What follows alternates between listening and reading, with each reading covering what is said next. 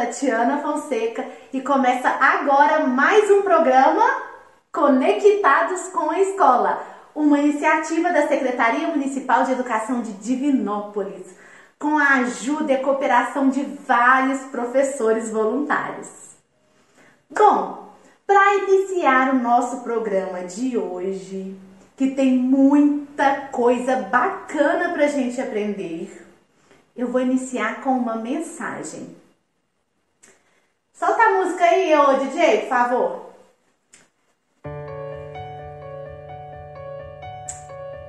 Viva cada dia como se fosse o primeiro dia de uma viagem fantástica. A vida é hoje, é agora. Seja feliz hoje, sorria hoje, aproveite a vida hoje. Seja competente hoje, tenha iniciativa hoje. Comece hoje a construir os seus sonhos. E viva a realidade de hoje com entusiasmo. Autor desconhecido. Nem gente, eu tô me olhando aqui na câmera e não estou aguentando ver esse papinho, sabe, que eu tenho aqui. Ai, fazer o quê, né? Por falar em papinho, aqui em Divinópolis existia uma senhora que era muito conhecida na cidade. E o seu apelido era Papinho d'Água Doce. Você já ouviu falar? Não, né? Mas aposto que a sua avó já ouviu falar. Essa senhora era tão conhecida na cidade que virou o personagem principal de um livro infantil, escrito por nossa querida Terezinha Fonseca. A professora Dênia Espíndola conta essa história tão bem que eu vou até convidá-la para contar essa história para vocês. Afinal de contas, por que será que ela tinha esse apelido? Vamos saber com a Dênia?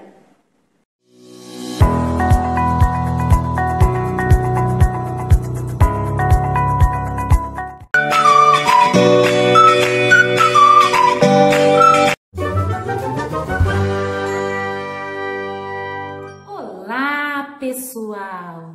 Como vocês estão? Eu estou ótima. Eu me chamo Dênia Espíndola.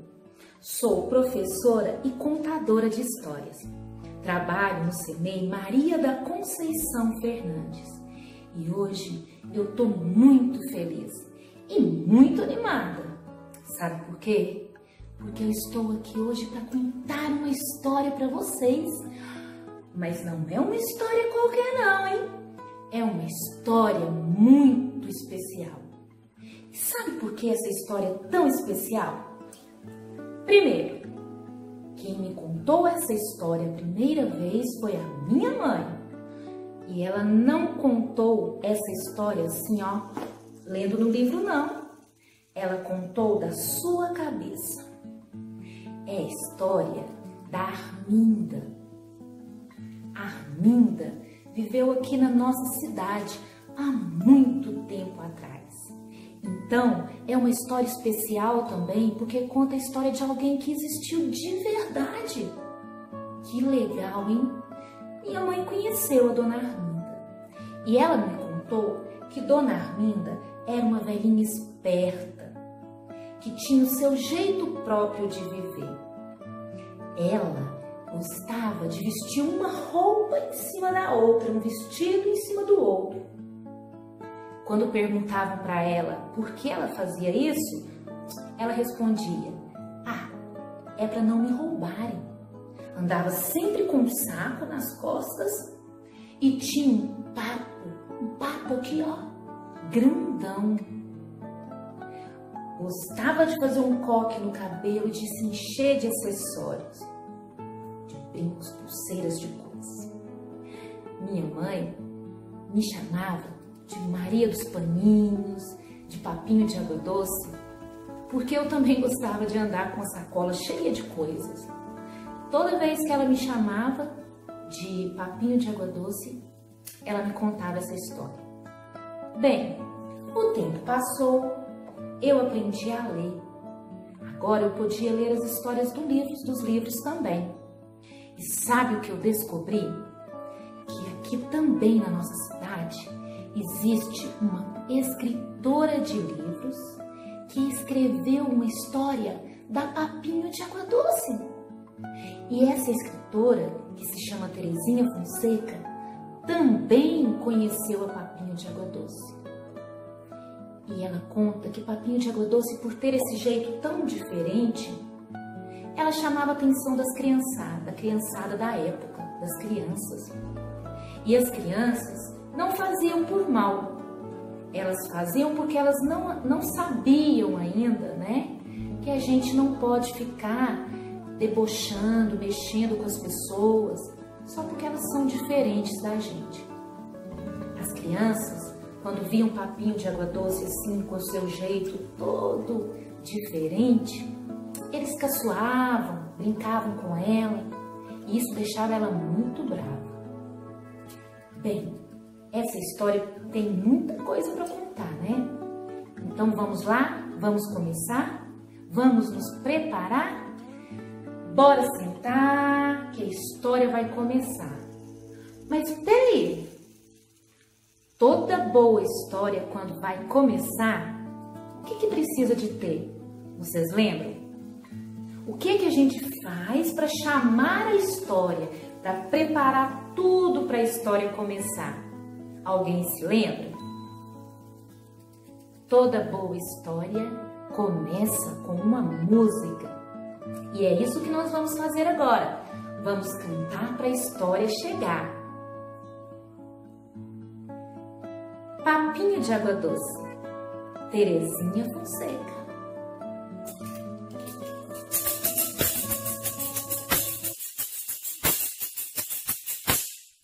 Prepare o seu coração das coisas que eu vou contar. Eu venho lá do sertão, eu venho lá do sertão, eu venho lá do sertão, pra uma história contar. Prepare seu coração das coisas que eu vou contar. Eu venho lá do sertão, eu venho lá do sertão, eu venho lá do sertão, pra uma história contar.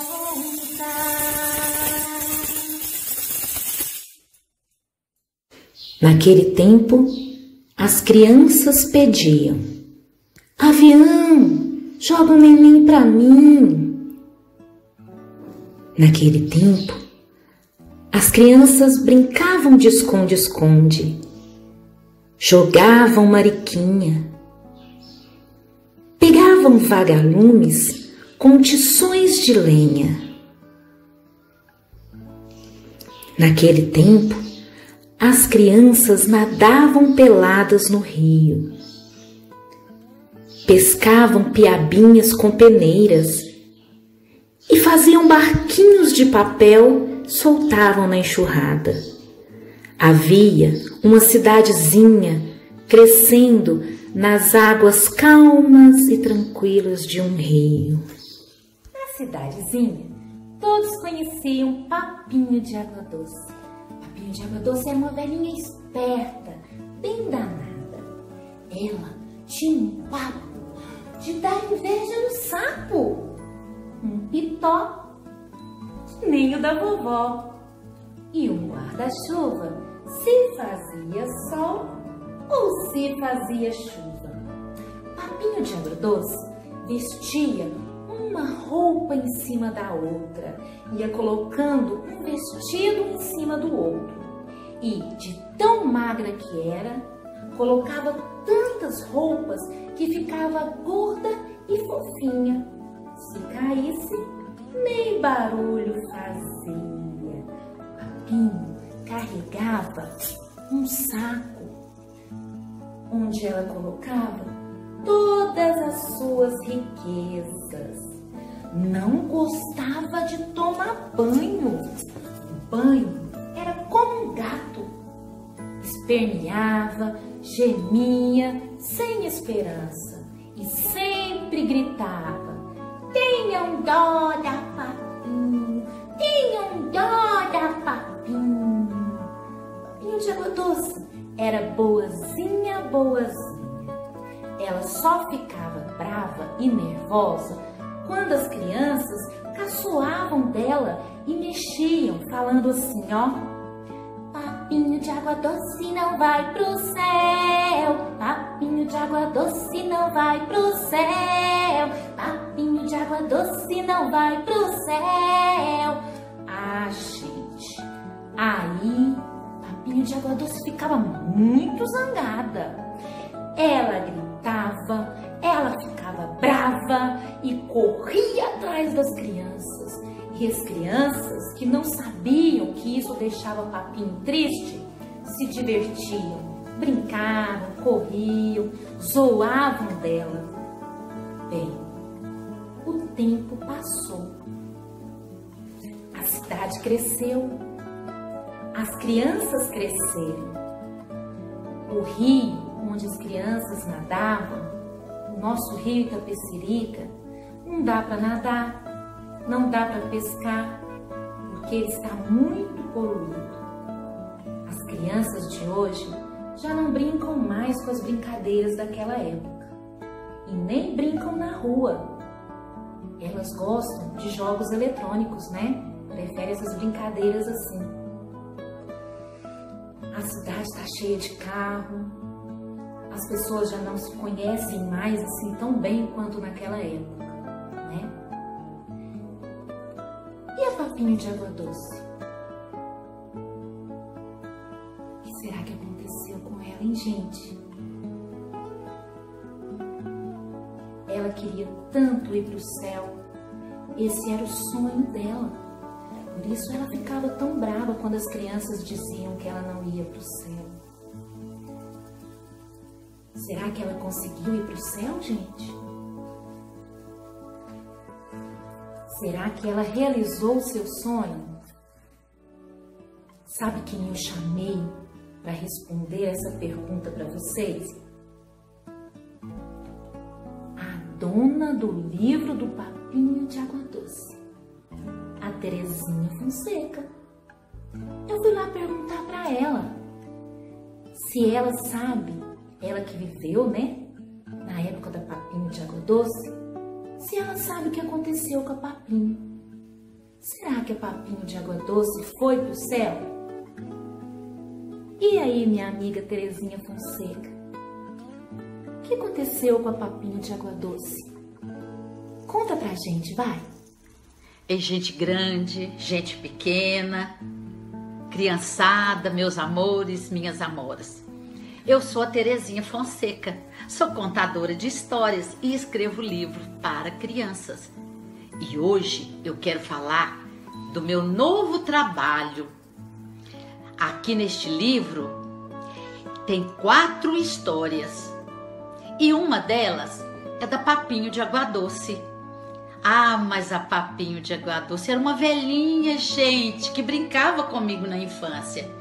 Olha bem, ela corria atrás da gente. Ai, meu Deus, se ela pegasse. Ah, mas a gente corria e se divertia e morria de rir da Papinho.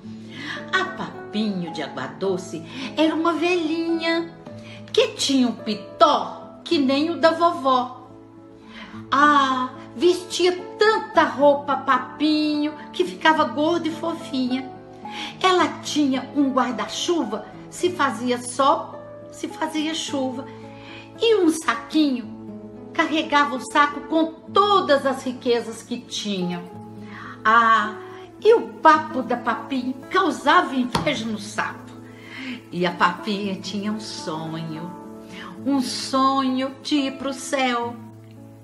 Cadê a Papinho? O que foi feito da Papinho? A Terezinha Fonseca é tão legal, né? Que coisa mais linda ela, né? O meu livro preferido dela é A Papinho de Água Doce. Mas ela tem outros livros com histórias muito legais. Mas peraí, ela esqueceu de me contar o que aconteceu com a Papinho. E agora? Como a gente vai saber o que houve com a Papinho de Água Doce? Será que ela realizou seu sonho e foi pro céu? Bem, eu sei. Sabe por que eu sei? Eu sei porque eu li o livro da Terezinha. E eu sei porque minha mãe me contou. E agora eu vou contar para vocês. E a Papinho de Água Doce? Ela foi pro céu? Será? Já foi pro céu, já foi pro céu, já está no céu. E essa história entrou por uma porta e saiu pela outra. Quem souber, que conte outro. E aí, pessoal? Vocês gostaram da história? Vamos relembrar o que essa história nos ensinou?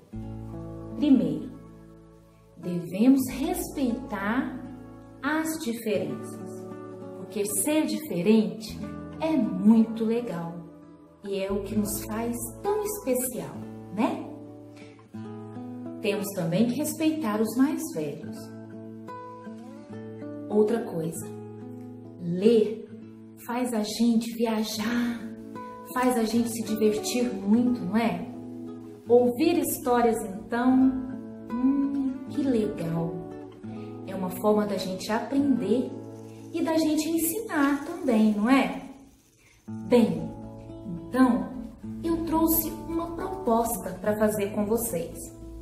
Vocês lembram que a Papinho de Água Doce tinha um saco onde ela colocava todos os seus tesouros?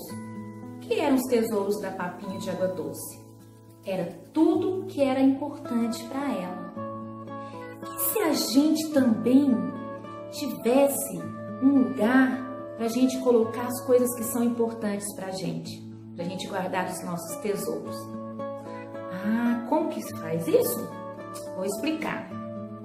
Você pode arrumar um saco, um saquinho, pode ser de pano, pode ser de papel, pode ser de plástico, pode ser uma caixa de sapato.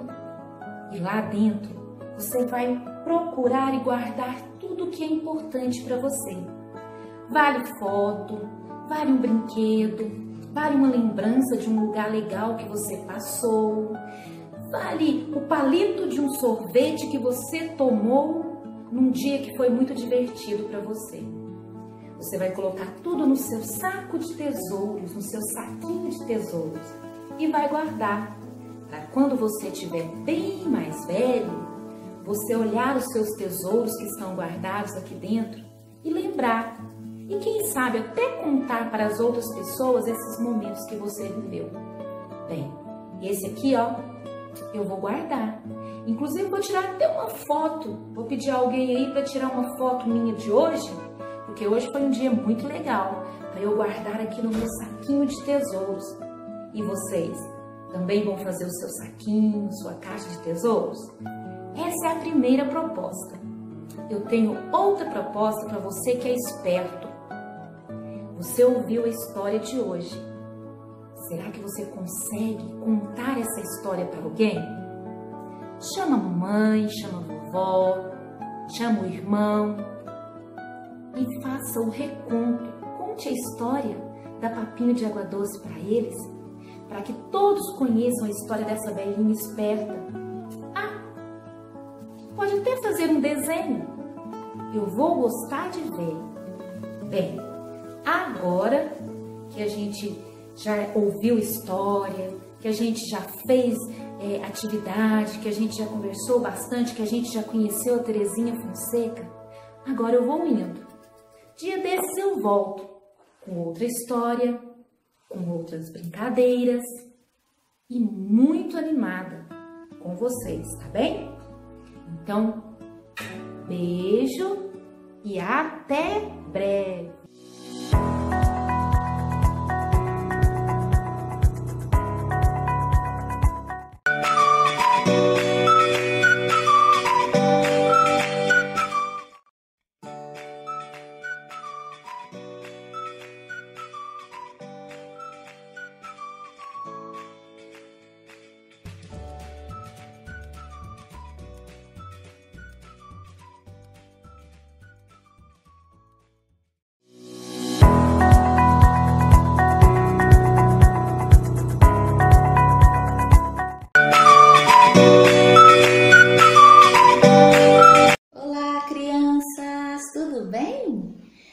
Eu queria saber de vocês aí, quem é que adora ouvir uma bela história? Ai, muito bom, né? Eu também amo ouvir histórias, por isso hoje eu estou aqui, isso mesmo. Mas eu preciso da ajuda de vocês aí em casa. Nós vamos fazer a introdução da música aqui para chamar a história, para que ela chegue bem rápido. Ai, encante os coraçãozinhos de vocês. Vocês me ajudam aí? Eu vou tocar aqui, cantar e vocês junto comigo em casa, combinado? Então vamos lá! E agora, minha gente, uma história eu vou contar. É uma história bem bonita, toda a gente vai gostar.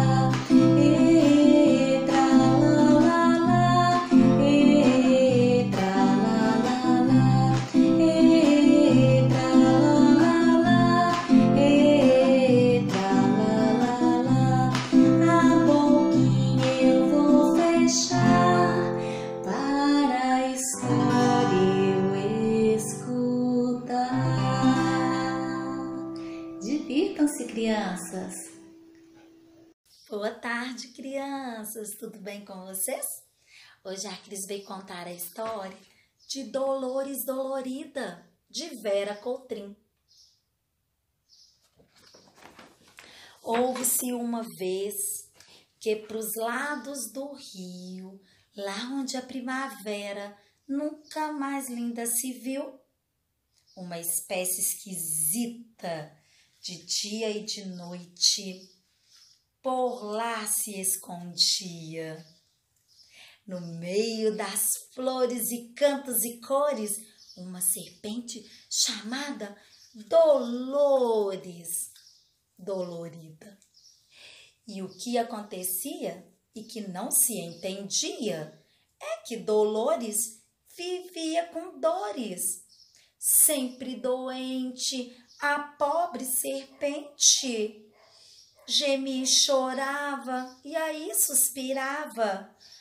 Dói minha barriga e a cauda comprida, com dor não canta, que me dói a garganta. Toda bicharada que, sem medo de picada, iam correndo para ajudar a pobre coitada.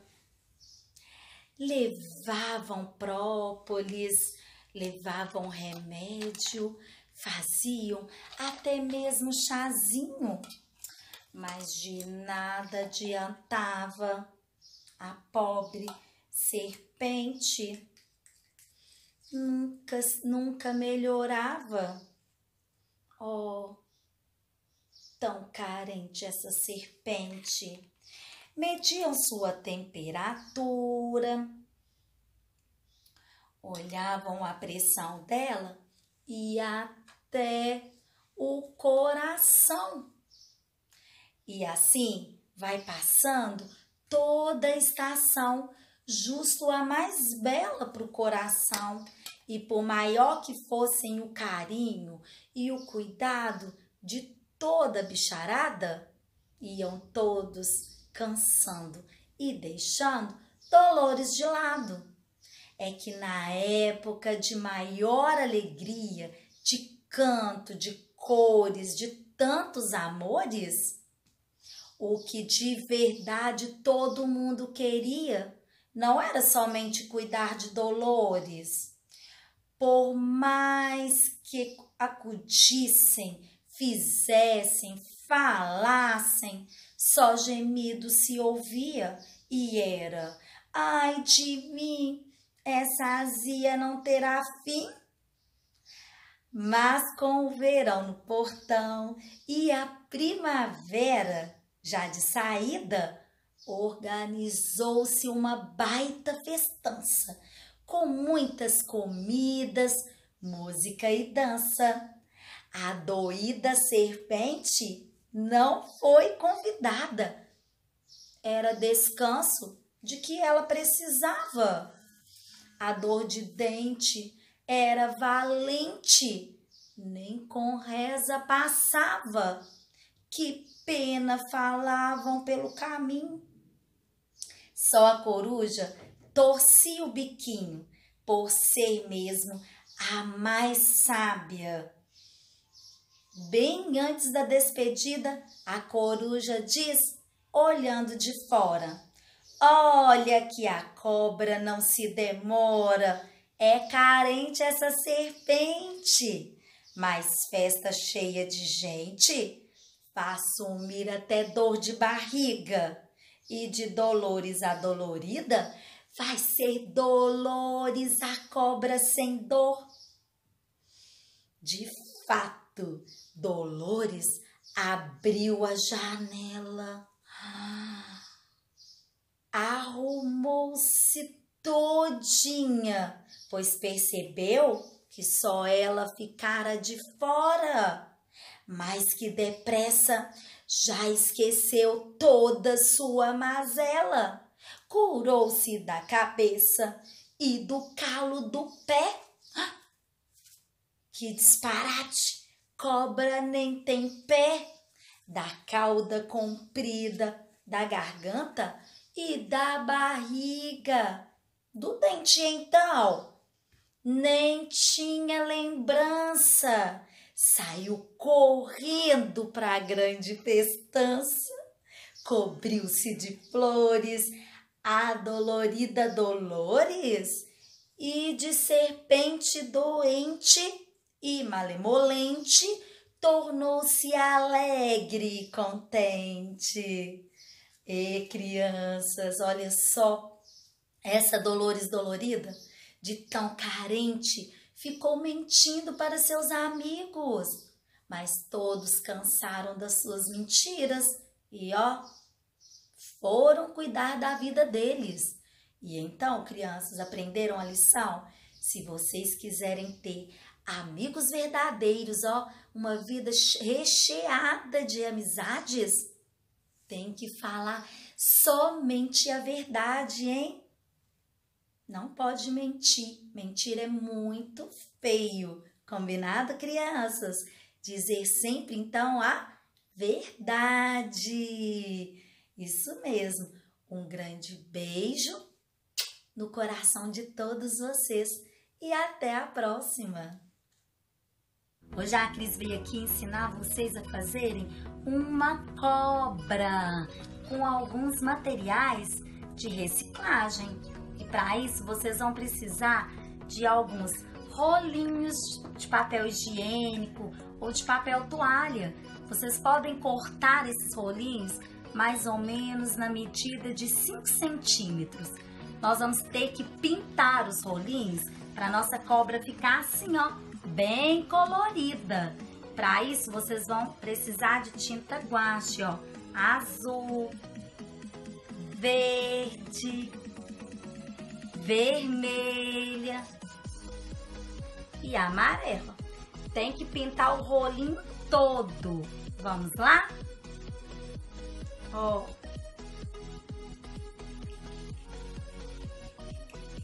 Pintar de azul.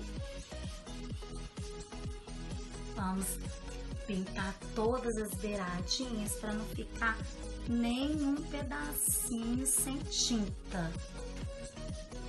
Vou deixar aqui o nosso rolinho para secar. Enquanto seca o azul, a Cris vai pintar o amarelo. Tem que pintar ele todinho. Amarelo, cor do sol. Como está ficando bacana. Essa cobra vai ficar muito bonita, hein?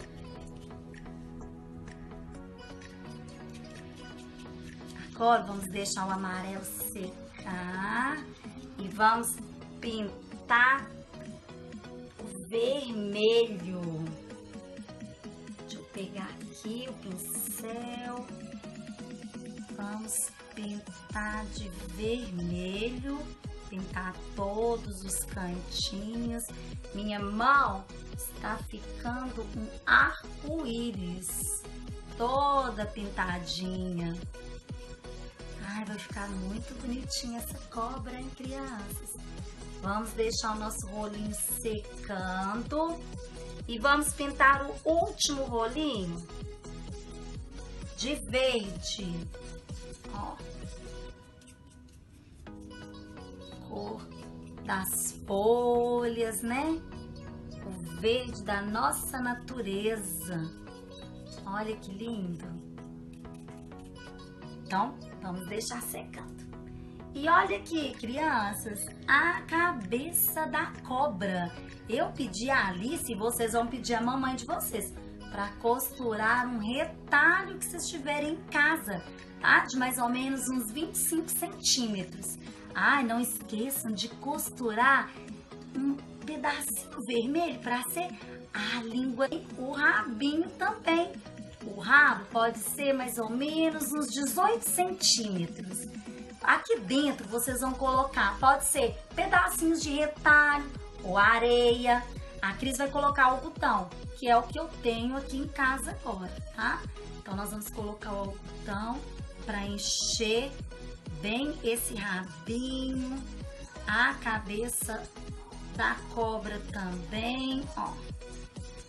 Coloca vários algodãozinho no rabo e na cabeça da cobra, tá bom? Ah, tem que colocar o olhinho. Vocês podem pedir à mamãe botão, né? Ou podem fazer com um pedacinho de papel também. Eu arrumei aqui 2 botõezinhos. Ó, vamos ver se vai dar certo. Colocar cola. Não sei se essa cola vai colar, deixa eu ver. Ai, acho que vai dar certo, criança, olha. Ó, o meu olhinho, deixa eu pegar o outro. O outro botãozinho. E vai dar certinho. O outro olho da cobra. Olha que legal, deu certinho.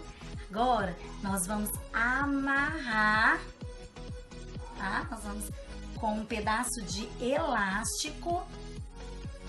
Vamos amarrar aqui o rabinho. Deixa eu levantar aqui para vocês verem. O rabinho da cobra, ó. Tem um nó desse lado. E vamos ver, eu acho que o meu rolinho, os rolinhos aqui ainda não secaram, então eu vou pegar com cuidado, tá? Vamos passar aqui. A Cris só pintou 4 rolinhos, mas em casa, para ficar ainda mais bonitinho, vocês podem fazer de mais cores, tá bom? Vocês podem fazer o dobro de rolinho que a Cris usou. Vocês podem usar uns 8 rolinhos, 8 pedacinhos, né? Vamos lá, o amarelinho. E agora, por último, o vermelho. Olha, então aqui já tá o corpinho da cobra, o rabo da cobra e nós vamos amarrar agora a cabeça da cobra. Olha, vamos dar um nó aqui, ó, com o elástico. Depois eu vou cortar o restinho que sobrar aqui deste elástico. Um minutinho, vamos amarrar aqui. Ó, deixa eu amarrar do outro lado, fazer outro nó para ficar bem firme. Só um minutinho. Acho que agora deu certo. Vamos colocar aqui. Deixar a Cris cortar o restinho que sobrou. E aqui está a nossa cobra. Olha, a Cris aqui só usou 4. Na outra cobra que eu fiz, né, mais cedo, eu já usei mais quantidades. E vocês podem usar e fazer do tamanho que vocês quiserem. Combinado? Um beijinho e até a próxima! E aí, crianças, gostaram da Dolores Dolorida que a Cris fez? Ai, mas ficou sensacional, não é verdade? Eu amei. E vou preparar a minha aqui que eu quero fazer também. E quero ver vocês em casa fazendo a de vocês, hein? Combinado?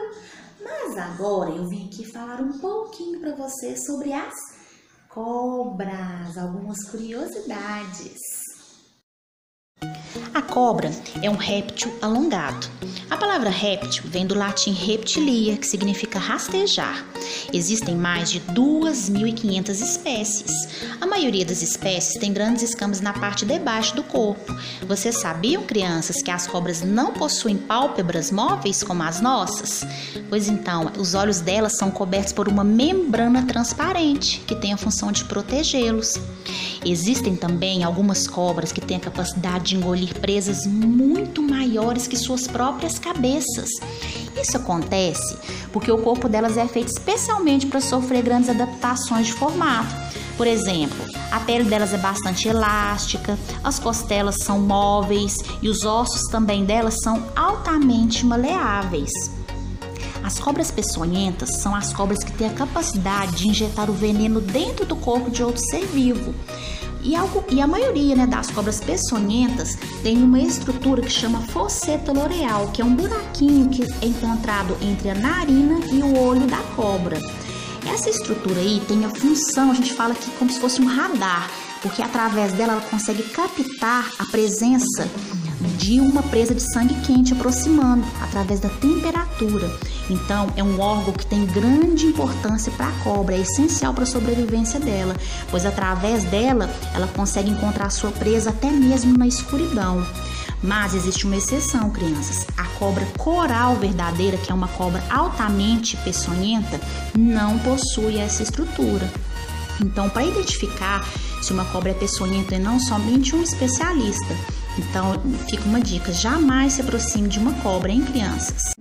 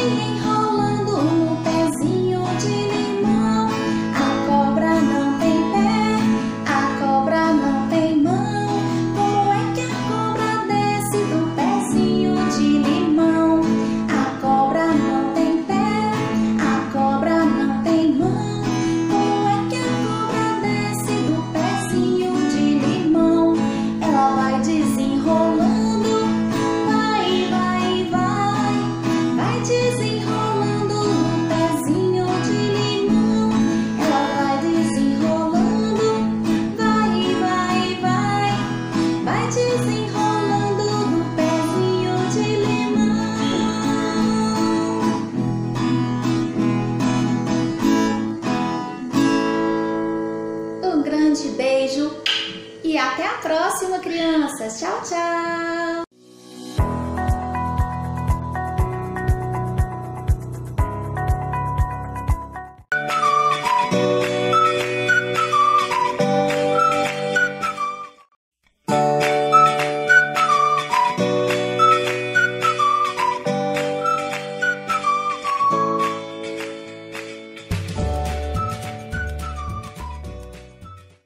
Ai, gente, história é bom demais, não é?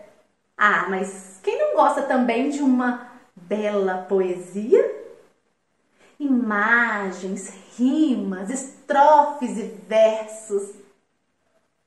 Mas vem cá, é poema ou poesia? Vamos entender a estrutura de um poema tradicional e também conhecer um poema concreto. E mais, dá para misturar poema com consumismo? A professora Rosângela Leonardo nos disse que dá, porque ela aprendeu com a escritora Vânia Ordones que tudo nesse mundo poesia pode ser. Vamos ver?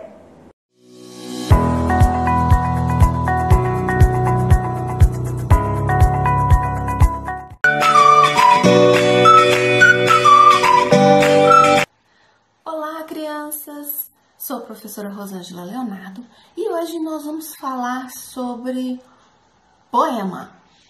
Poema será o nosso tema principal dessa aula, mas também nós vamos falar sobre consumismo. O que poema tem a ver com consumismo?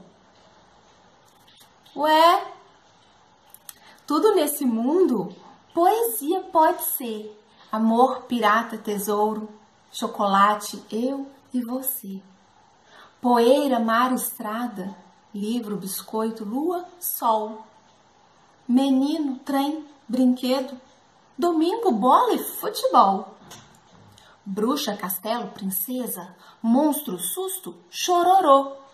Longe, perto, lá, aqui, até pum, xixi e cocô. Pois é. Esse poema se chama Poesia e é da Vânia Ordones. Está neste livro, Vovó Me Contou e Outras Memórias. Vânia Ordones é professora, contadora de histórias e escritora.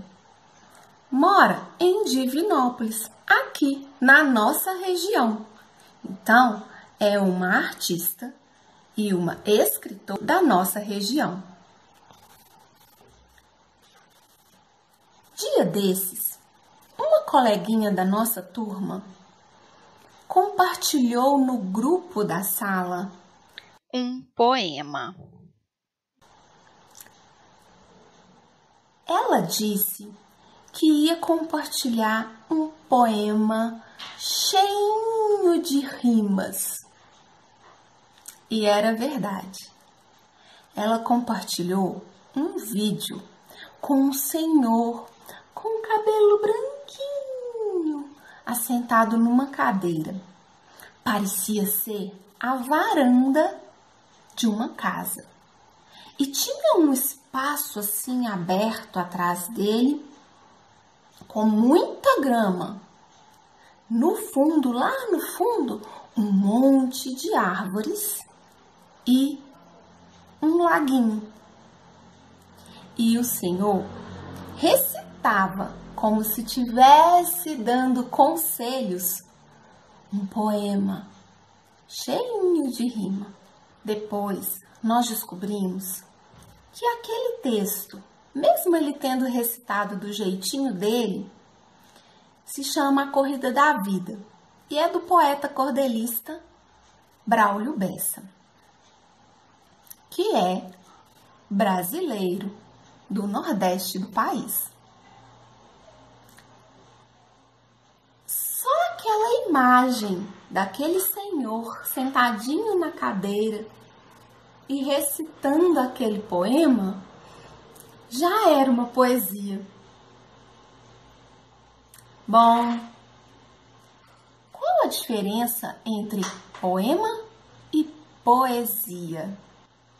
A poesia é a capacidade de reconhecer algo como belo, de apreciar os sentimentos, o mundo, de ver com os olhos da beleza. Na verdade, a poesia é a arte. E o poema é o texto, é o gênero textual. Então, quando nós transformamos em texto, transformamos então em um poema. E esse poema, tradicionalmente, tem uma estrutura. Assim como bilhetes ou receitas. Quer ver? Quando você vê um texto com essa estrutura aqui, você reconhece como um bilhete. Muito bem. E quando você vê um parecido com esse aqui? Isso mesmo, parece uma receita. Por quê? Porque a estrutura, o formato, o jeito de escrever te lembra aquele texto. O poema também. Na sua forma mais tradicional, o poema é composto por versos. Cada verso é escrito em uma linha e normalmente não ocupa a linha até o final da folha. Então, são versos e cada conjunto de versos com espaço entre um conjunto e outro, nós chamamos de estrofes. Então, esse formato aqui é um formato de poema. Tem o título, o nome do autor e, nesse caso, 3 estrofes, 3 conjuntos de versos. Cada estrofe tem 4 versos. Isso também pode variar, tá? Tem poemas que tem 5 estrofes, tem poemas que tem cada estrofe com 7 versos. Então, pode variar de poema para poema. Tudo bem? Além disso, os poemas são muito famosos por conter rimas, mas eles nem sempre têm rimas. Então, eles podem ou não conter rimas. Você se lembra o que é rima? Isso mesmo. Rima é aquele som que se repete geralmente ao final de um verso, né?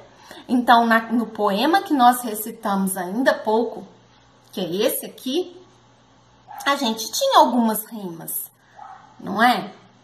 Sol rimava com futebol, chororô rimava com cocó.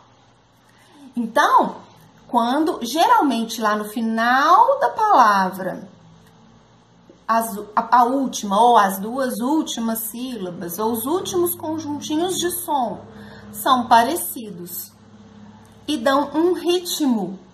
Na hora que a gente está lendo, a gente fala que tem uma rima, tá bom? Então, tem poemas que tem rima e tem poemas que não tem rima. Isso também pode acontecer. É o caso deste outro poema, o poema Segredo, de Henriqueta Lisboa. Andorinha no fio escutou um segredo. Foi à torre da igreja e cochichou com o sino. E o sino bem alto. Delendém, delendém, delendém, dem, dem. Toda a cidade ficou sabendo. Mas como vocês já devem ter deduzido, tem vários modelos de poemas. E tem um conjunto de poemas que é bem mais moderno, que é chamado de poesia concreta. A poesia concreta sai dessa estrutura formal de um poema. Sai da estrutura de versos, de estrofe. Ela inclui imagens e texto. Ou seja, ela junta texto verbal, que é o escrito, Contexto não verbal, que são figuras, desenhos, imagens.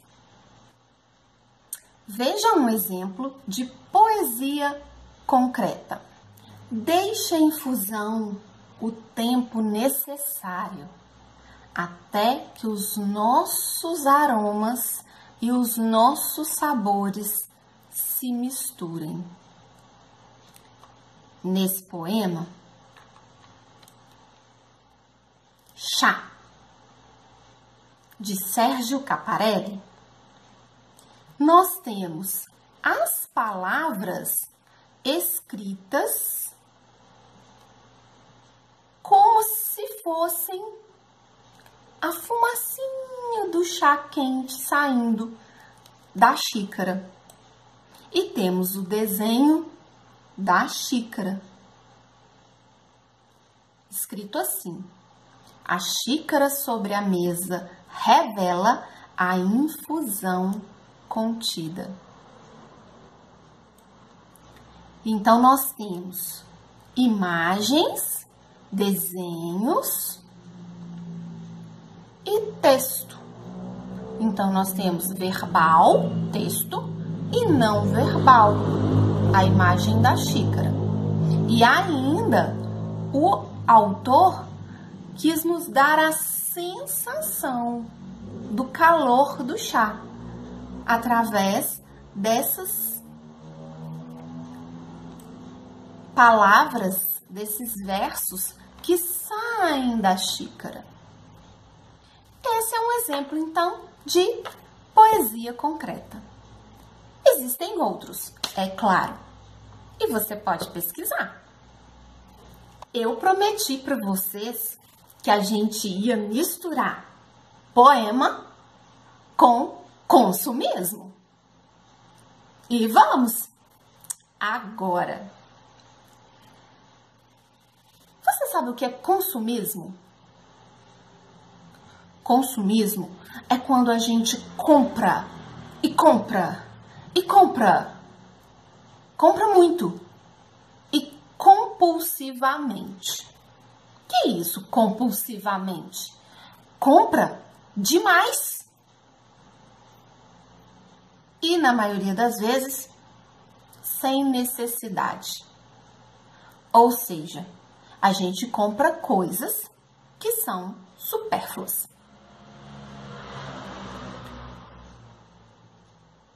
E aí, ficamos com aquele monte de coisas sem ter o que fazer com elas. Quer um exemplo? Pois é. A sua mochila. A sua mochila tá boa? Tá guardando seus cadernos direitinho? O zíper tá fechando? Se tiver, que ótimo! Você não precisa de uma mochila nova. Mas de vez em quando a gente pede para a mamãe comprar uma mochila nova, não é? Só porque saiu um desenho novo e o desenho tá lá na mochila. Ou isso pode acontecer com borracha, isso pode acontecer com tênis, isso pode acontecer com um monte de coisas. Às vezes, a gente não tem coisas que a gente não precisa só porque é uma coisa famosa. Só que daí a um tempo vai aparecer uma outra coisa famosa. E você também não vai precisar trocar sua mochila. E pode ser que tenha uma mochila daquela outra coisa famosa. Não faz sentido, faz? Mesmo porque tem um monte de gente por aí precisando de uma mochila de verdade. Precisando porque o zíper não fecha mais, precisando porque tá rasgada. Então, a gente precisa pensar se tudo que a gente está comprando realmente a gente precisa. Porque se a gente estiver comprando o que não precisa, nós estamos sendo consumistas. E ser consumista não é uma coisa muito legal. Porque além de encher a casa de coisas que a gente não precisa, tem um outro problema.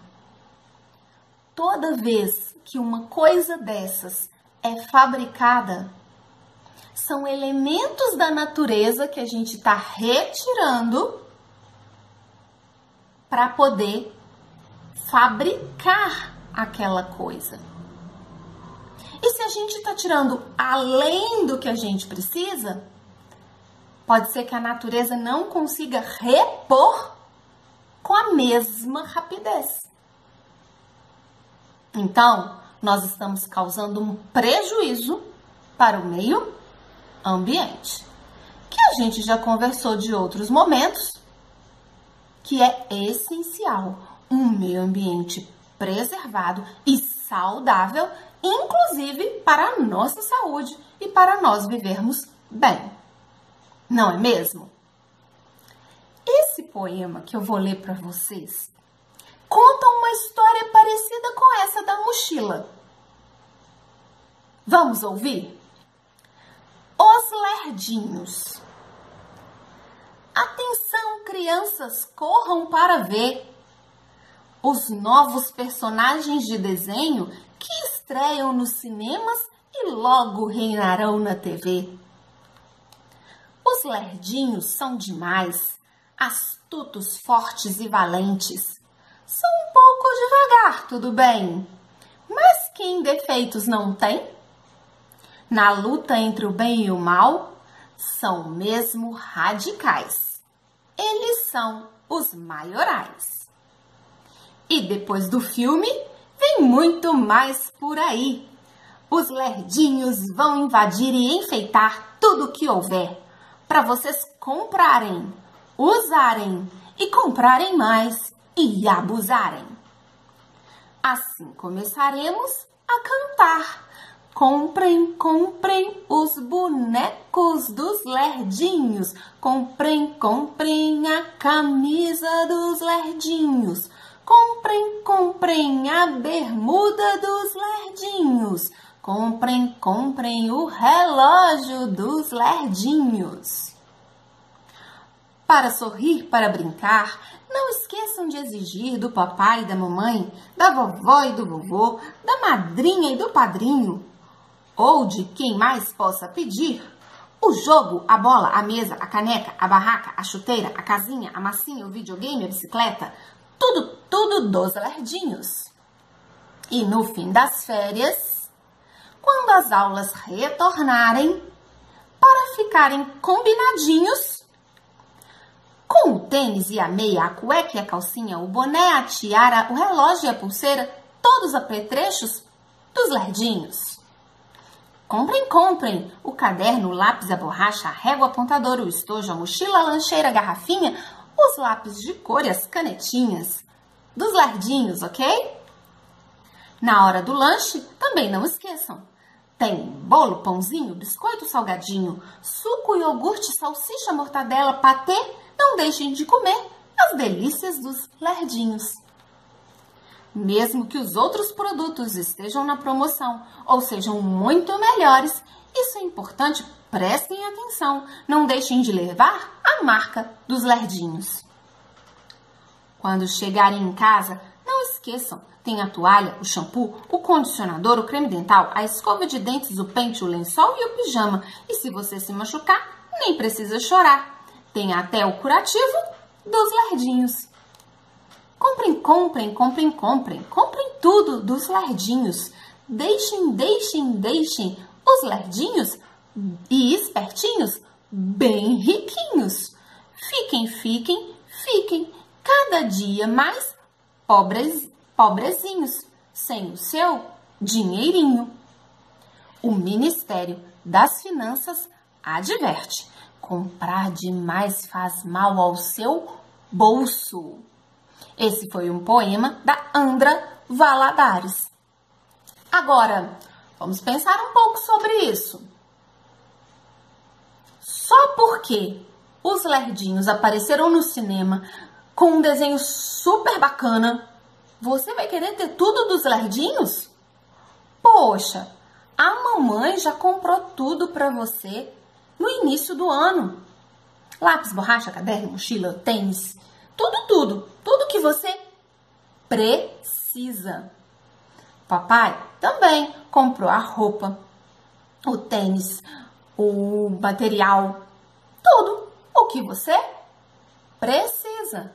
Não precisa trocar as coisas só porque surgiu uma marca nova. A gente precisa trocar as coisas quando aquela que a gente tem não está mais em bom uso, em bom estado de uso, ou então quando ficou pequeno, não serve mais. E aí, a gente tem outras coisas que a gente pode fazer. Se o material ainda está em bom estado de uso, meu tênis, por exemplo, tá? Perfeito. Tudo certinho, não tá rasgado, não está desgastado, mas ele não serve mais em mim? Ora, uma boa alternativa é doar para quem precisa, não é? Aí sim, comprar um novo do tamanho adequado para não machucar o seu pé. Então, fica a dica. Consumismo não é legal. Faz muito mal para o meio ambiente e para o bolso também. E agora é hora do desafio. Será que você consegue fazer uma poesia concreta?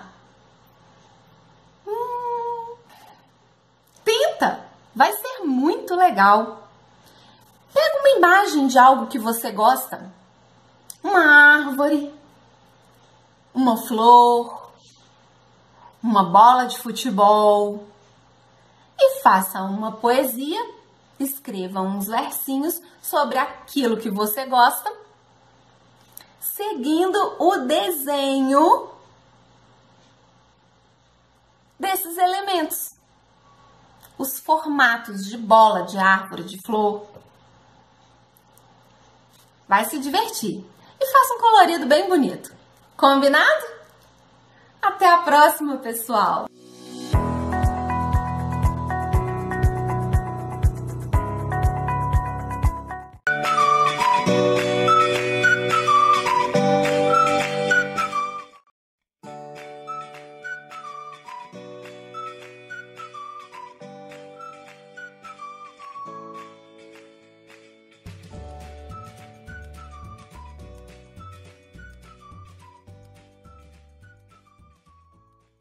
A gente já ouviu história, poesia e agora vamos aprender sobre os gêneros jornalísticos.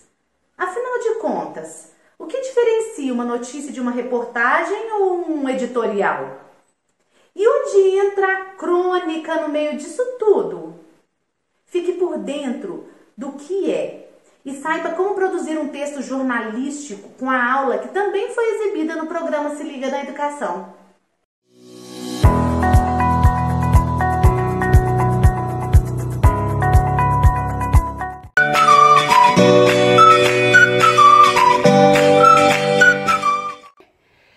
Seja bem-vindo aos nossos estudos. Espero que você já tenha olhado aí, né, a apostila, conferido quais são os assuntos que serão tratados. E nessa aula, nós vamos falar sobre os gêneros jornalísticos.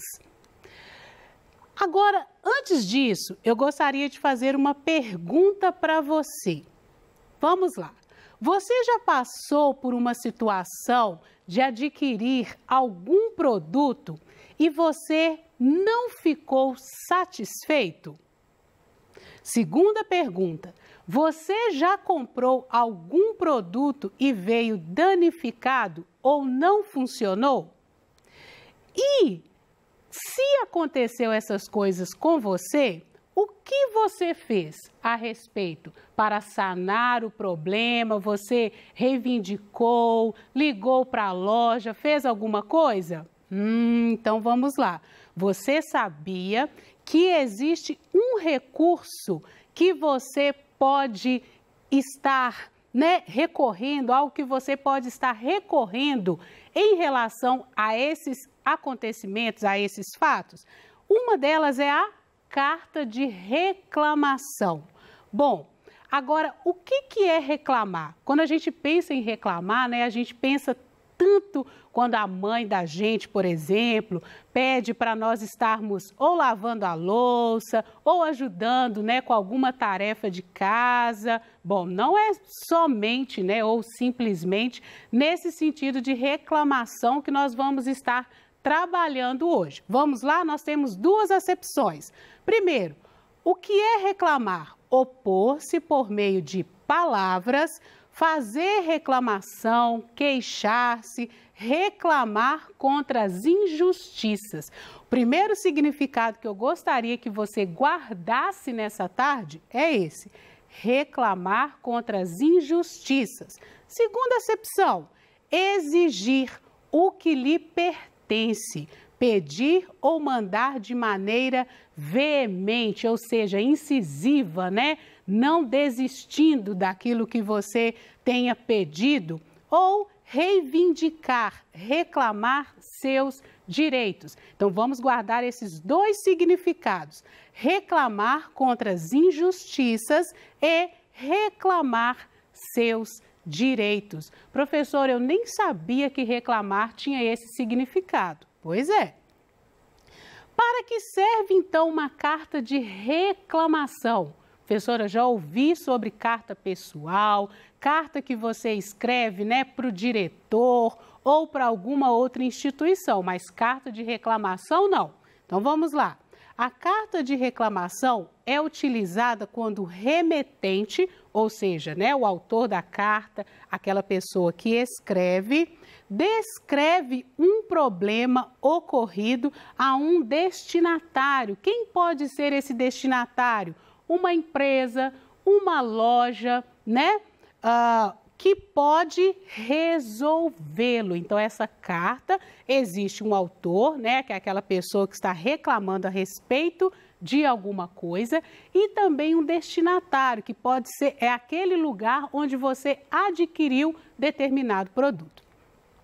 Aspectos linguísticos da carta de reclamação. O que contém essa carta? Qual é a forma de escrever essa carta? É considerado um texto persuasivo. E o que é persuasivo? Vem de persuadir, né? Convencer. Pois quem escreve a carta tenta convencer, olha aqui o significado da palavra, o receptor da mensagem a encontrar uma solução para o problema apontado no texto. Então, a carta, lembra daquelas perguntas que nós fizemos lá no início? Então, você vai usar ou poderia ter usado a carta de reclamação para reclamar, né, sobre aquele produto que você adquiriu e veio danificado, veio estragado, não funcionou. Então, você poderia ter escrito uma carta para essa loja, para esse lugar onde você adquiriu o produto, certo? E também outra coisa importante aqui, olha, convencer o receptor da mensagem. Quando você escreve essa carta, você tem que levar a pessoa a entender que o que aconteceu não é culpa sua. O produto veio danificado ou não funcionou, ok? O discurso é, portanto, argumentativo, justamente por tentar convencer o seu destinatário, convencer a loja que a culpa não foi sua, ok? Próximo, desenvolvimento da carta de reclamação. Vamos lá os aspectos. Descrição clara do ou dos problemas, dos motivos. Então, você vai colocar lá exatamente o que aconteceu. Expor de maneira clara os antecedentes. Como assim, professora? Você vai descrever lá, ó, quando o produto chegou na sua casa, quando você chegou, né, na sua casa, você colocou ali na tomada, não funcionou, certo? Ou então, né, surgiu ali algum barulho estranho, você vai contar, né, descrever o que aconteceu quando você colocou ali o produto para funcionar, certo? E expor os fatos de forma a comprovar que o remetente é que tem razão. Ou seja, se é você que está escrevendo a carta, você tem que deixar claro que a culpa não é sua, que quando você adquiriu o produto, ele já veio daquela maneira, porque o intuito é convencer, persuadir o destinatário, a loja, o lugar para onde você está escrevendo. Expor quais seriam as consequências caso o problema não seja resolvido. Ou seja, você também tem que deixar claro que se aquele produto não for trocado, né? Se a loja não tomar alguma providência, ou seja, qual que seria a consequência se a loja não trocar o produto? Apontar as possíveis soluções para que haja entendimento entre as partes, né? Se aquele produto não puder ser trocado, o que poderia acontecer? A loja, né, oferecer um outro produto que tenha a mesma qualidade, né, que atenda também a você, cliente, no caso, ou então a devolução do dinheiro. Essa é uma, né? Essas são algumas das possibilidades que você, como cliente, tem. Próximo, a estrutura da carta de reclamação segue quase o mesmo padrão, né, daquela carta pessoal. Sabe aquela carta que você escreve para um colega, para um parente? Professora, não escrevo carta mais. Mas provavelmente a sua professora na sua escola já te ensinou qual que é, né, a estrutura de uma carta, quais são os aspectos linguísticos de uma carta. Então vamos relembrar lá. Identificação completa do remetente, da pessoa que escreve, no caso, você. Identificação completa do destinatário, onde você comprou, qual é o nome da loja, onde fica essa loja. E a data, isso é importante, porque data, né, é um documento, é um registro também, né, localiza ali quando você escreveu. E o local, também importante, desenvolvimento, o assunto, lembra lá da descrição dos antecedentes? Isso tem que estar no corpo da sua carta. A assinatura, também muito importante, porque a assinatura, né, também serve como prova, registra quem é que escreveu, ok? Documentos em anexos. Se isso for possível, né, você tirar uma foto ou você fazer, né, um vídeo que possa ser entregue junto com a carta, isso também é muito importante. A carta deve ser preferencialmente digitada. Por quê, professora? Porque isso facilita a leitura, ok? Professora, não existe essa possibilidade na minha casa. Então, pode escrever à mão. Quando nós colocamos aqui, ó, preferencialmente, não quer dizer que é só essa maneira. Entendido? Agora, na era digital, né? Professora, eu não identifiquei a carta, nunca escrevi uma carta, mas nesses tempos, né, de tecnologia, da era digital, nós temos o e-mail. Professora, não sei o que é e-mail também, então vamos lá, vamos ajudar. O que é e-mail, né, ou e-mail, depende aí da pronúncia, ou correio eletrônico? É um sistema de comunicação baseado no envio e recebimento de mensagens eletrônicas através de computadores pela internet. Então, o e-mail, ele possui, né, a mesma estrutura de uma carta. Ele veio para substituir essa carta pessoal, né, que nós enviamos para um colega ou para uma empresa ou para determinada pessoa ou lugar. Então, o e-mail é uma das principais ferramentas da internet. Então, uma das grandes invenções da internet foi o e-mail, pois possibilitou, né, e facilitou a comunicação entre as pessoas e de forma instantânea, porque quando eu envio um e-mail aqui agora, nossa, é questão assim de segundos ou milésimos de segundos para esse e-mail chegar até a outra pessoa, ok? Então, existe nos historiadores, né, um dos grandes escritores sobre a tecnologia, né, que é o Pierre Levy, ele fala aí que um dos grandes achados, né, uma das grandes invenções da internet é o e-mail. Essa possibilidade, né, esse correio eletrônico, essa forma instantânea, né, de comunicar aí. Então, qual que é a estrutura do e-mail? Vamos lá. Eu peguei aqui, né, printei a página do meu próprio e-mail ali para não termos problema, né? Então, aqui, olha, o para serve aqui é o remetente. Quem é que está, aliás, desculpa, o para aqui é o destinatário. É para onde você está enviando ou para quem você está enviando esse e-mail. O assunto aqui, olha, você pode colocar, né? Produto danificado ou, né, o produto não funcionou, você vai sintetizar ali o assunto o assunto que você vai descrever, esmiuçar aqui no corpo do seu texto. Então, aqui, ó, temos aqui também com cópia, né, ou com cópia oculta, ou seja, você pode enviar para outras pessoas também. Aqui é o lugar onde você vai colocar o corpo do seu texto, a mensagem completa, ok? Facilidades que esse e-mail aí, né, esse correio eletrônico nos trouxe. Pensando na carta lá, no próprio e-mail você já existe a possibilidade, já aparece, né, quem está escrevendo. Aqui, ó, eu coloquei aqui Guiomar, né, uma identificação. Então, quando você envia esse e-mail, já aparece quem escreveu. E o destinatário também já aparece aqui, olha, no corpo do seu e-mail, para quem foi enviado. A data também já vem registrado, né? Não precisa de você colocar a data lá, porque já aparece. É importante, professor, mas se eu quiser colocar no corpo do e-mail a data, sem problemas.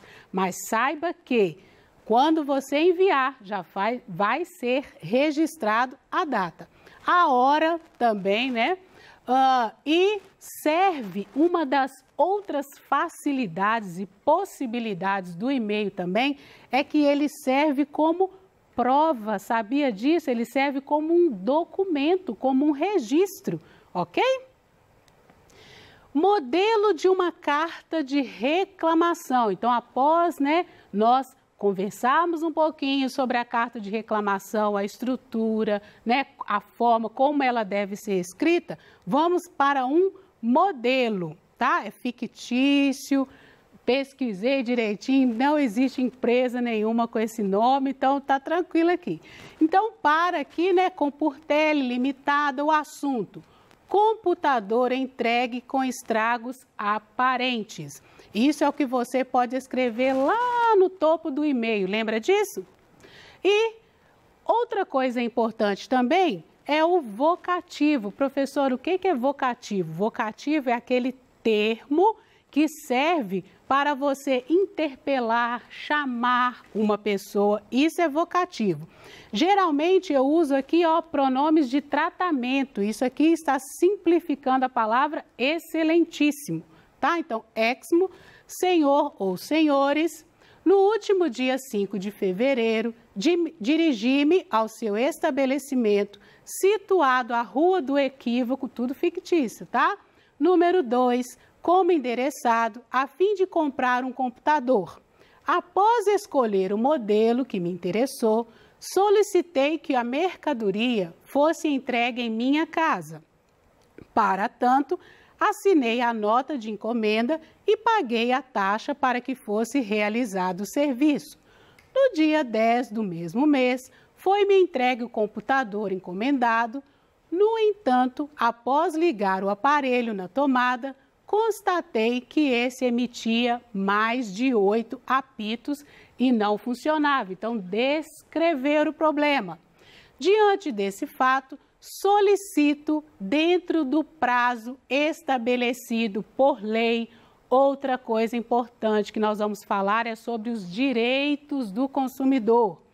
O envio de outro exemplar em excelente estado, de mesma marca e modelo. Caso contrário, de acordo com os direitos do consumidor, anularei a compra e exigirei o dinheiro do pagamento de volta. Então, assina lá quem é que escreveu, sem mais, João da Silva. E os anexos possíveis, fotocópias, ou xerox da nota fiscal de compra e do recibo, da taxa de entrega, ou vídeo, do momento em que apareceram os apitos. Então, esse é o modelo.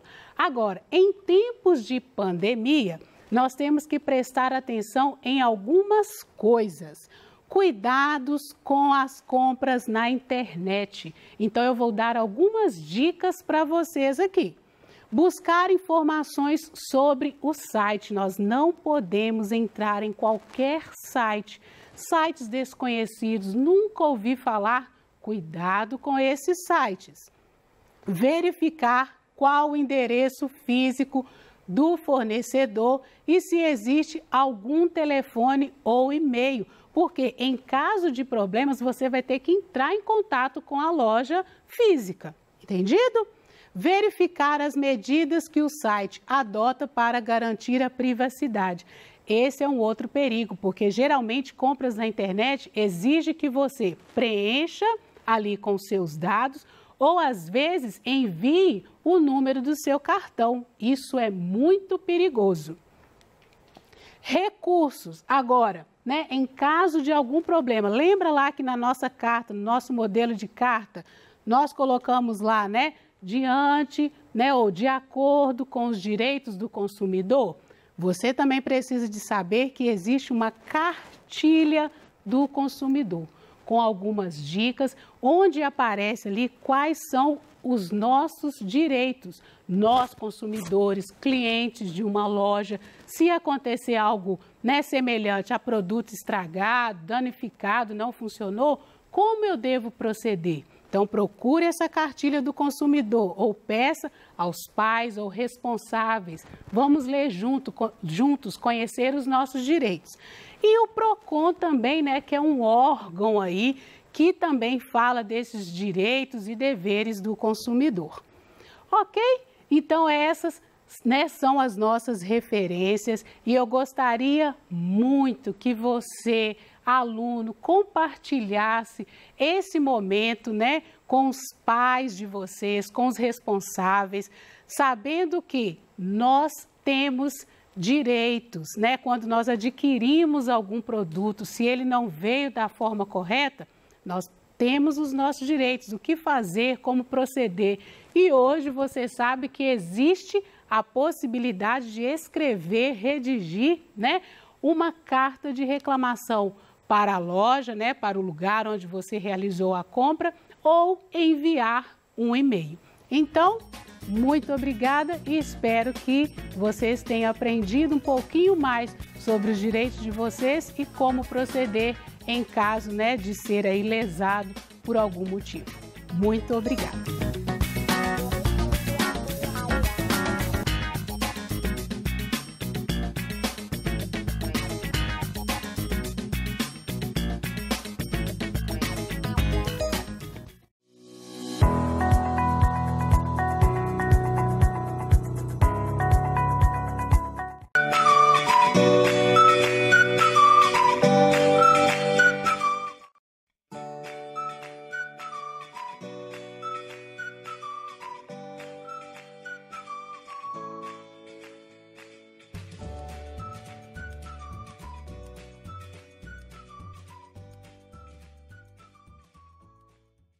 Bom, depois de aprender tanto com a literatura, não podemos deixar a matemática para trás. E a aula de hoje vai ser muito legal. Nós vamos aprender o que a matemática tem a ver com a alimentação, gente. Tudo! Ela está presente da compra dos ingredientes e da preparação dos alimentos das nossas refeições em casa e também está presente no planejamento estratégico dos restaurantes para saber se o negócio está sendo lucrativo ou se está dando prejuízo. Vocês verão que a matemática está em toda parte. Conta para nós nós, professor Léo Aquio.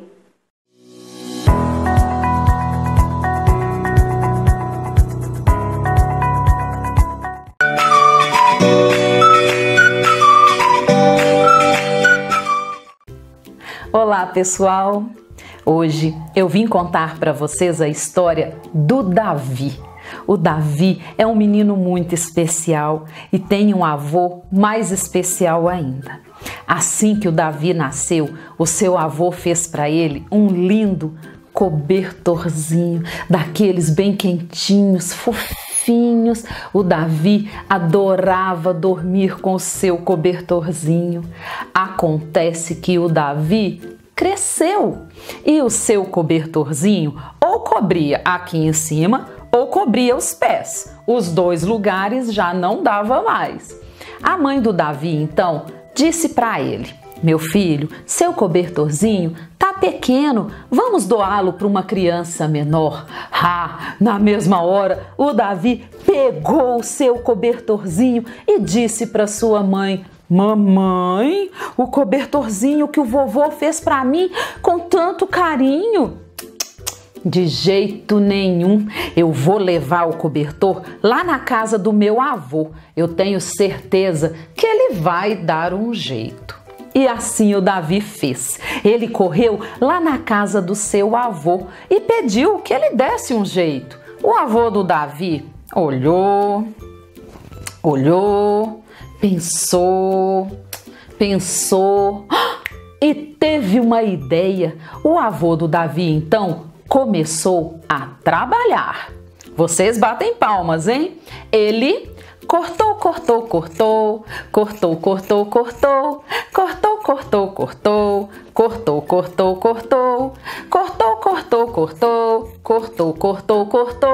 e fez para o Davi um lindo casaquinho. O Davi agora estava se achando. Ele ficou muito lindo de casaquinho novo. Acontece que o Davi cresceu e o seu casaquinho, estava curto, não servia mais. A sua mãe então disse para ele: meu filho, seu casaquinho tá pequeno, vamos doá-lo para uma criança menor? O Davi na mesma hora pegou o seu casaquinho e disse para sua mãe: mamãe, o casaquinho que o vovô fez para mim com tanto carinho, de jeito nenhum, eu vou levar lá no meu avô. Eu tenho certeza que ele vai dar um jeito. Chegando na casa do seu avô, ele olhou, pensou e teve uma ideia. O avô do Davi então começou a trabalhar. Ele cortou,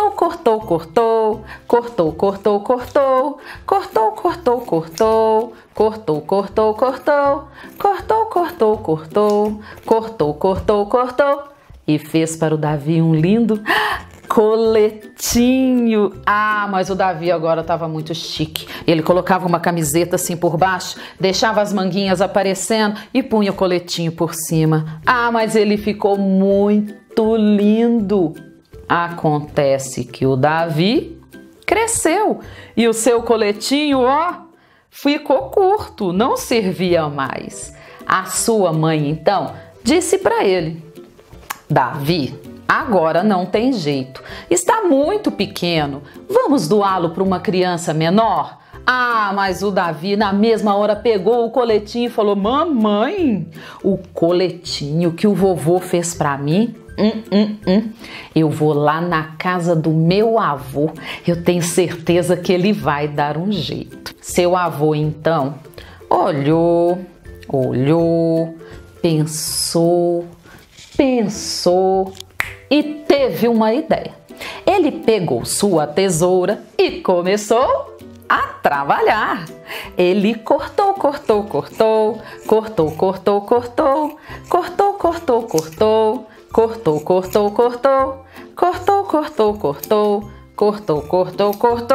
e fez para o Davi uma linda gravata.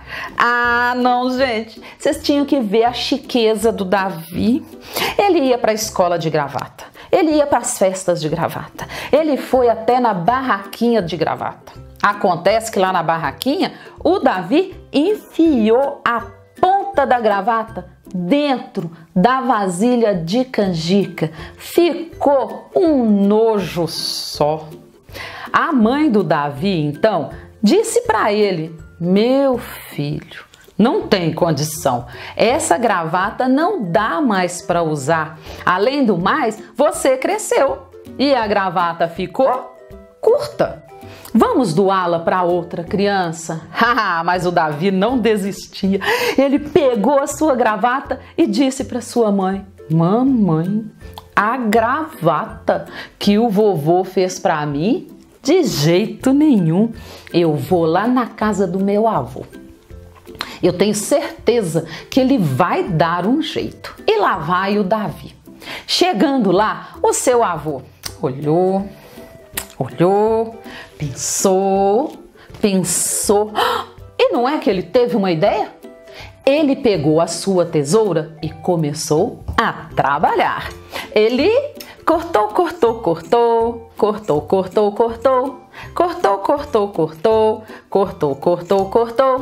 e fez para o Davi um lindo lencinho.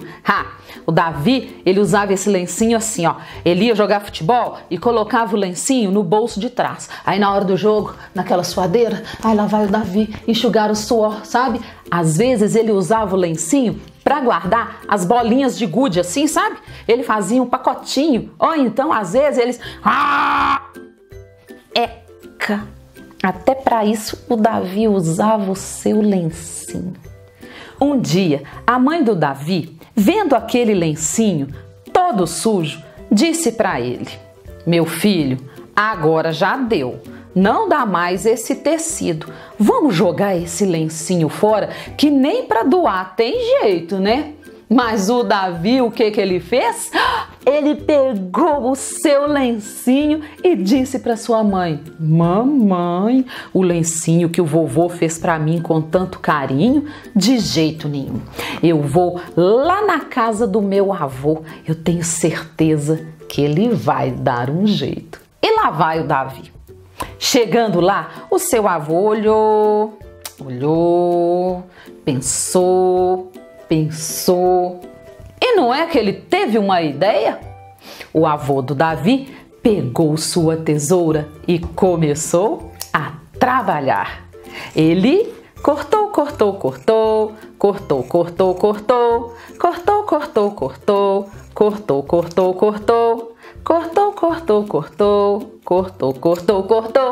e fez para o Davi um lindo botão. O Davi usava aqueles suspensórios assim, ó, de prender a calça, quando você puxa, faz tac. O Davi então pegou esse botão e prendeu assim, ó, bem embaixo do seu suspensório. Ele adorava mostrar para todo mundo. Um dia, o Davi chegou na sua casa e sua mãe olhou para ele e falou: meu filho, cadê o botão que o seu avô fez? O Davi, cadê o botão? O Davi ficou doido. Ele saiu procurando o seu botão em todos os lugares.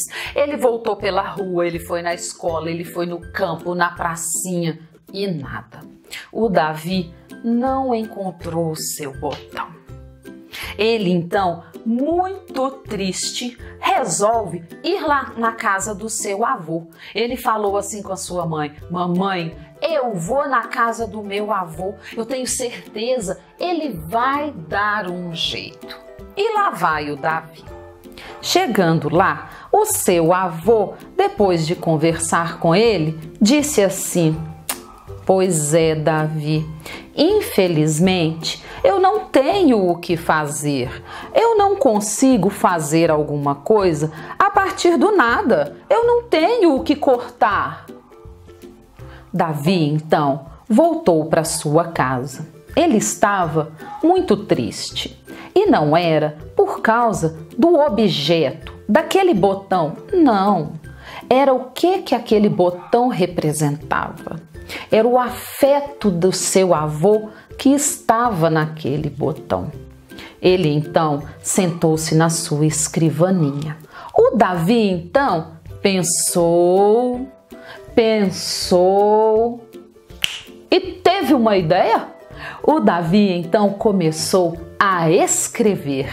O Davi escreveu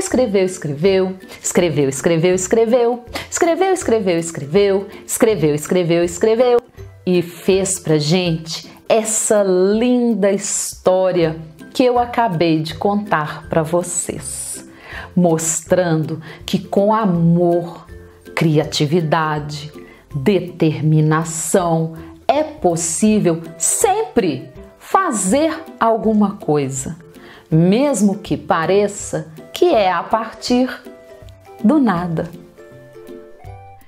Viram só, pessoal? Eu adoro essa história e ela tem tudo a ver com o momento que vivemos, pois agora precisamos ser como Davi e acho que estamos conseguindo. Vejam só, logo quando começou essa pandemia, parecia que o ano escolar estava perdido. Não tinha jeito, as crianças iam ficar sem aula. Mas então, as professoras e as escolas começaram a se reinventar e começaram a criar aulas online, aulas pela televisão, como esse projeto lindo Conectados com a Escola que vocês estão assistindo, aulas via WhatsApp e não desanimaram. Os alunos, a mesma coisa, eles tiveram que se adaptar, se reinventar e criaram um novo jeito de assistir aula, de fazer as tarefas, de interagir com os professores e também não desanimaram. Hoje em dia, precisamos a todo momento parar e fazer como Davi e pensar e nos reinventar a cada nova situação. Precisamos aprender a ver a felicidade que existe nas pequenas coisas do dia a dia, à nossa volta, ao invés de ficar vendo problemas em tudo. Vamos lembrar de colocar os problemas dentro da vida e não a vida dentro dos problemas. Pois a vida continua da mesma forma, mas depende de nós escolher se vamos vivê-la tristes, porque não podemos fazer tudo como queríamos e como fazíamos, ou se vamos nos reinventar e criar novas formas de ser feliz. E esse foi o meu recado de hoje. Nos vemos na próxima.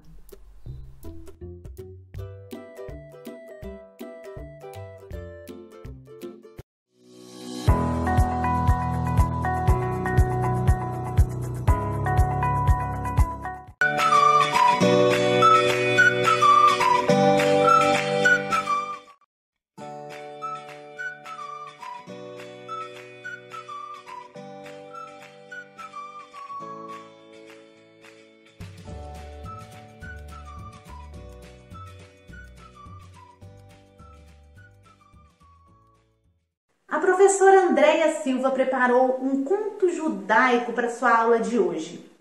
E a história fala do afeto entre o avô e seu neto e nos faz pensar. Será que é mesmo possível fazer algo, mesmo que pareça que já não existe nada que se possa fazer? Com vocês, o conto De Pouco se Faz Muito.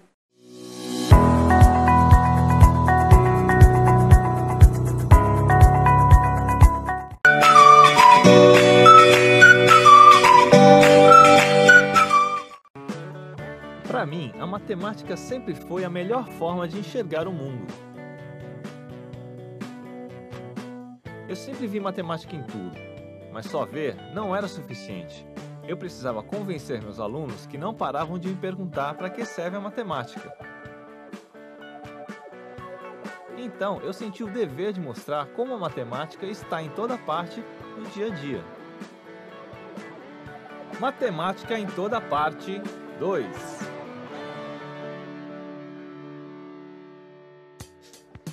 Eu gosto de falar de comida por 2 motivos.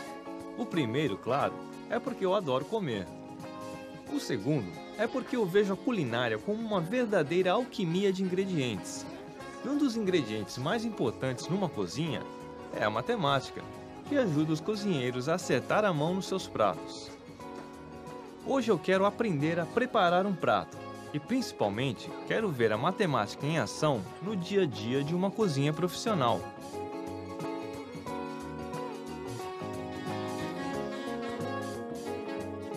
Hoje eu vou conversar com o chefe de cozinha Fred, um cara que literalmente bota a mão na massa. Fred, alguma vez você já conseguiu queimar uma sopa?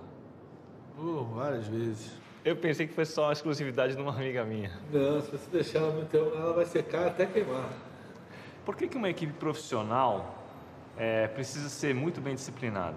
A cozinha é como se fosse uma fábrica, né? Cada setor tem que produzir, fazer o seu trabalho para que o resultado final seja um produto perfeito. E qual a relação que você vê entre a matemática e o seu trabalho? Na cozinha, a matemática ela é soberana, né? Toda receita tem as suas quantidades, tem que respeitar religiosamente o que está escrito ali. Um dos grandes segredos da culinária é saber as porções de cada ingrediente para que a receita seja executada com precisão. Um chefe de cozinha como Fred é uma espécie de alquimista. Como eu não sou alquimista e muito menos chefe de cozinha, vou dar um exemplo bem simples para ilustrar o que eu quero dizer. A receita de panquecas da minha avó. Nessa receita, a gente bate tudo junto. 1 xícara de farinha de trigo, 2 ovos, 1 xícara de leite, 1 colher de sopa de óleo e 1 pitada de sal. Essa quantidade de massa rende mais ou menos 1 dúzia de panquecas e deve ser suficiente para o café da manhã da família toda. Mas se a família for muito grande ou se a gente tiver visitas em casa, é preciso ampliar a receita. Se eu tiver, por exemplo, 10 pessoas para tomar o café da manhã na minha casa, eu vou precisar fazer massa suficiente para umas 40 panquecas, supondo que cada pessoa come em média 4 panquecas. Se cada receita rende 1 dúzia de panquecas, então dobrando a receita eu produzo 24 panquecas, o que ainda não é suficiente para a quantidade de pessoas que eu vou receber. Triplicando a receita eu produzo 36 panquecas, o que também é insuficiente. Quadruplicando a receita eu produzo 48 panquecas, o que é mais do que o necessário. Sendo assim, a gente precisa de uma proporção fracionária para descobrir o valor exato. Com certeza, fazendo 3 receitas e meia, produzimos 42 panquecas, o que representa um desperdício menor do que aquele realizado com o quádruplo da receita original. Mas existe uma forma mais direta de fazer esse cálculo.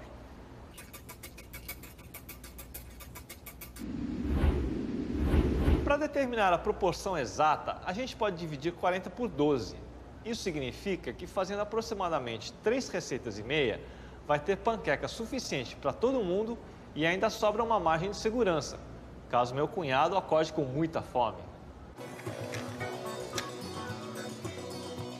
O que eu estou fazendo aqui, na verdade, é trabalhar com as proporções, que nada mais são que as relações de quantidade ou tamanho entre 2 ou mais grandezas. No caso da cozinha, as grandezas são os ingredientes e, utilizando proporções simples, eu posso calcular cada uma das quantidades e manter a receita original.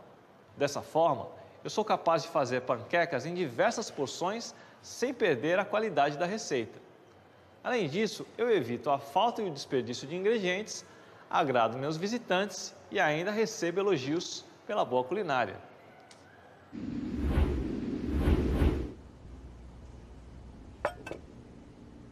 Antes de vir aqui para essa cozinha, minha ideia era sugerir uma receita maravilhosa de costela assada para o Fred colocar no menu do restaurante. Mas eu encontrei um problema. A receita original serve 12 pessoas e no restaurante seria preciso servir pelo menos 80 pessoas por dia. Para fazer isso, eu precisaria saber quanto cada pessoa come em média. Foi aí que o Fred me ensinou o segredo para prever a quantidade exata de todos os temperos e, principalmente, a quantidade de costela. Se a gente sabe que a receita original rende 12 porções, então basta uma divisão simples para descobrir a quantidade de ingredientes necessários para cada porção individual. Nesse caso, são 375 gramas de costela e 125 mililitros de vinho branco por pessoa. Dessa forma, a gente consegue calcular a quantidade necessária para qualquer quantidade de pessoas. Basta multiplicar o número de pessoas pela quantidade unitária de ingredientes. Para servir esse prato para 80 pessoas num dia, eu precisaria comprar 30 kg de costela e 14 garrafas de vinho branco todo dia. O que eu fiz aqui, na verdade, foi um processo que a gente chama de redução à unidade, que é bem parecido com a simplificação de frações. Bom, agora que a gente sabe a quantidade exata de cada ingrediente, só falta eu aprender a cozinhar para saber o que fazer com cada um deles. Eu não vou conseguir aprender tão rápido assim, mas caras como o Fred leem uma receita como um músico lê uma partitura de uma sinfonia. E eu conto com eles para não desafinar na hora de servir o prato.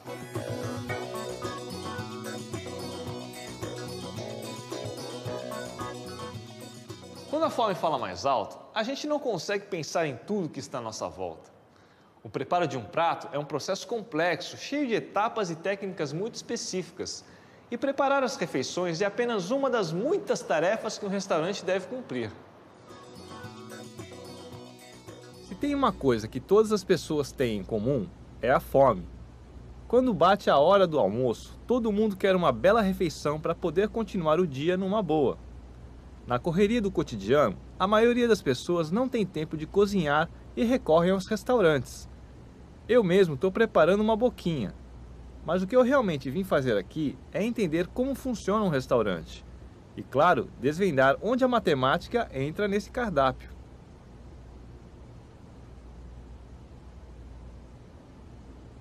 Hoje eu vou conversar com um amigo meu, Luiz, matemático e dono de restaurante. Nós já trabalhamos muito pelo Brasil afora em formações continuadas de professores. E só assim, né, Luiz? Para eu vir visitar você como apresentador. Pois é, depois de muitos convites, por acaso você veio aqui hoje. Quantas pessoas você recebe por dia, mais ou menos? Aqui nesse restaurante, 130. Mas você sabe exatamente o número de pessoas que precisa ter por dia para você não ter prejuízo? Com certeza, quando eu tenho menos de 100, eu começo a ficar triste. E como você determina o preço? O preço é determinado pelo meu custo do restaurante. Eu tenho os funcionários, eu tenho aluguel, eu tenho luz, água, telefone, internet, tudo que uma empresa normal tem, né? Eu vejo a quantidade de clientes diário e eu vejo qual é o ticket médio que eu preciso ter para cobrir esses custos todos, né? Existe alguma fórmula matemática para se determinar o custo para você ficar no 0 a 0? A conta não posso deixar de fazer porque senão eu fecho o restaurante.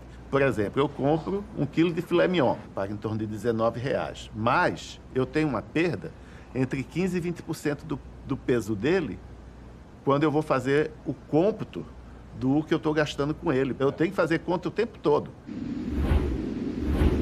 Um restaurante maior sempre lucra mais do que um menor?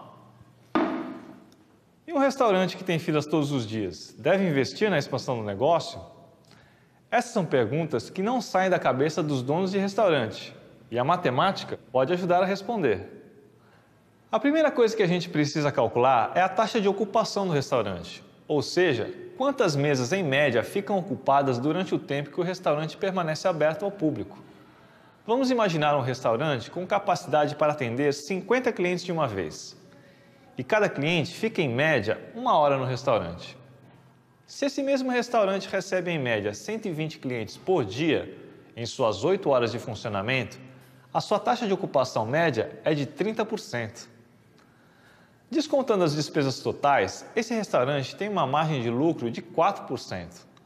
Multiplicando a receita total pela margem de lucro líquida, a gente chega ao valor de R$ 2.400 de lucro mensal. Para que o investimento na ampliação valha a pena, um novo lucro mensal deve ser maior do que o investimento necessário. Fazendo uma pesquisa de mercado, o dono desse restaurante descobre que precisaria investir R$ 5.000 todos os meses, durante 12 meses, para aumentar a capacidade do restaurante para 80 pessoas. Com essa ampliação, o restaurante será capaz de atender em média 160 clientes por dia. Repetindo a operação que a gente fez antes com os novos valores, a gente chega ao lucro mensal do restaurante depois da reforma. São R$ 3.200. Como o investimento para ampliação é de R$ 5.000 por mês durante um ano, o dono amargaria um prejuízo de R$ 1.800 durante todo esse tempo se investisse nessa ampliação.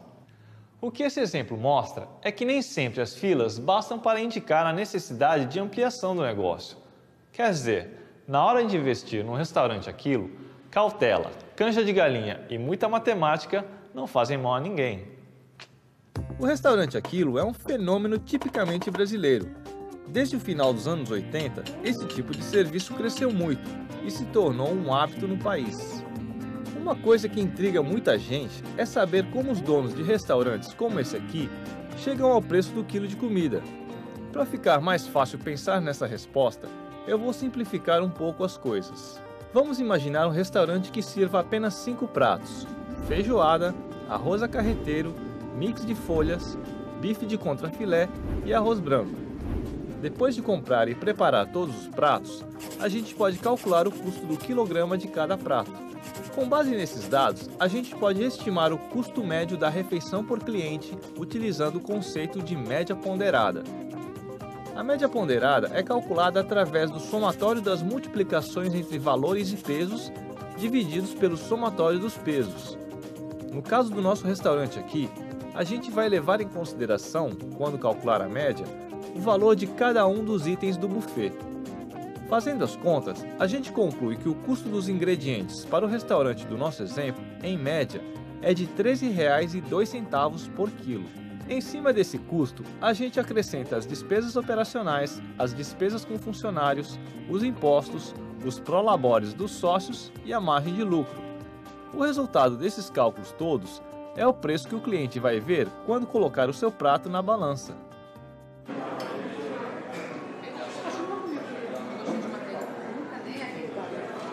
Na pressa do dia a dia, no domingo em família ou no jantar entre amigos, o fato é que as refeições também são momentos de socialização e celebração. E é também na hora de comer que um matemático como eu fica num dilema, sem saber se presta atenção na matemática que existe por trás desses pratos todos, ou simplesmente abocanha o primeiro pedaço e esquece de tudo. Bom, acho que vocês já perceberam que eu fiz a minha escolha, né?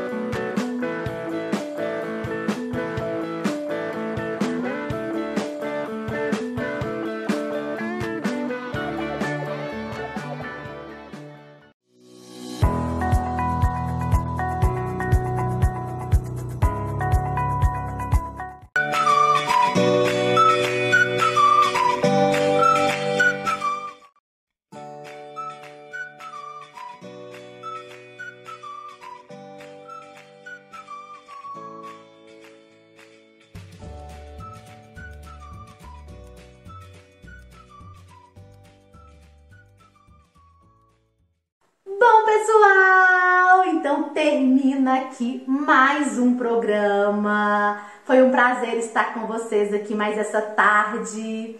E antes de encerrar o programa, lembre-se, se perdeu, corre lá no YouTube, no canal CRPE Divinópolis, que toda a programação de todos os dias está lá, tá bom? Então, eu quero agradecer vocês que tiraram um tempinho aí, né, para aumentar o conhecimento de vocês com tudo que esses professores maravilhosos têm para oferecer, tá? Agradeço aos professores que dedicaram um tempinho, né, para levar um conhecimento até vocês e me despeço aqui de vocês. Um grande abraço e até mais!